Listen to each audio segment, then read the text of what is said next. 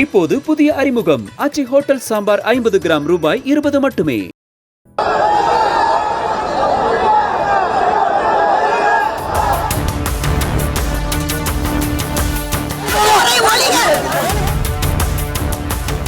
சென்னை கிண்டியில் உள்ள அண்ணா பல்கலைக்கழக வளாகத்திற்குள் புகுந்து தள்ளுவண்டி பிரியாணி கடைக்காரன் ஞானசேகரன் மாணவியை தனது பாலியல் இச்சைக்கு ஆளாக்கிய சம்பவம் தமிழ்நாட்டில் பூதாகரமாக மாறி உள்ளது.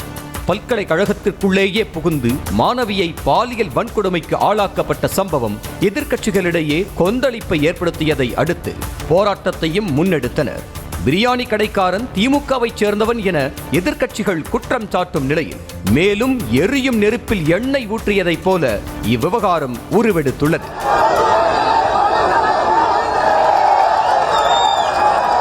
பிரியாணி கடைக்காரனின் பின்புலத்தில் திமுக இருப்பதாக கூறி அதிமுகவினர் அண்ணா பல்கலைக்கழகம் எதிரில் போராட்டத்தில் ஈடுபட முயன்றனர்.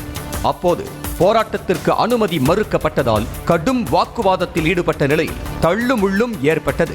இதற்கிடையே அதிமுகவினர் மீது கைது நடவடிக்கை பாய்ந்ததால் பதற்றமான சூழல் ஏற்பட்டது. கிட்டத்தட்ட வழிப்பறி கொள்ளைகள் போன்ற ஏகப்பட்ட கொள்ளைகள், அதே போன்று பாலியல் வன்கொடுமை ஏற்கனவே நாளாகி அண்ணா யூனிவர்சிட்டியில தான் அவன் தஞ்சம் அடைந்திருக்க நிலை.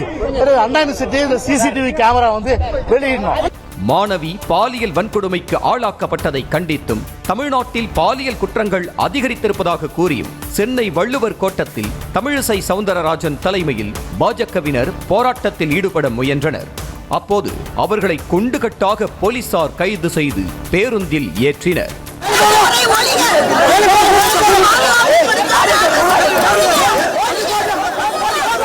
பாஜகவினர் கைதுக்கு கண்டனம் தெரிவித்த அண்ணாமலை குற்றவாளி திமுகவை சேர்ந்தவன் என்பதால் பாதிக்கப்பட்ட மாணவி குறித்த விவரங்கள் அடங்கிய முதல் தகவல் அறிக்கையை வெளியே கசிய விட்டிருப்பதாகவும் ஒரு பாலியல் வழக்கில் பாதிக்கப்பட்டவர்கள் குறித்த விவரங்கள் பாதுகாக்கப்பட வேண்டும் என்ற அடிப்படை கடமையிலிருந்து திமுக தவறியிருப்பதாகவும் கடுமையாக சாடியுள்ளார்.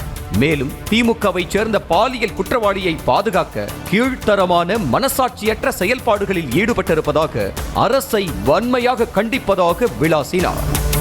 இப்போது புதிய அறிமுகம் ஆச்சி ஹோட்டல் சாம்பார் 50 கிராம் ரூபாய் 20 மட்டுமே.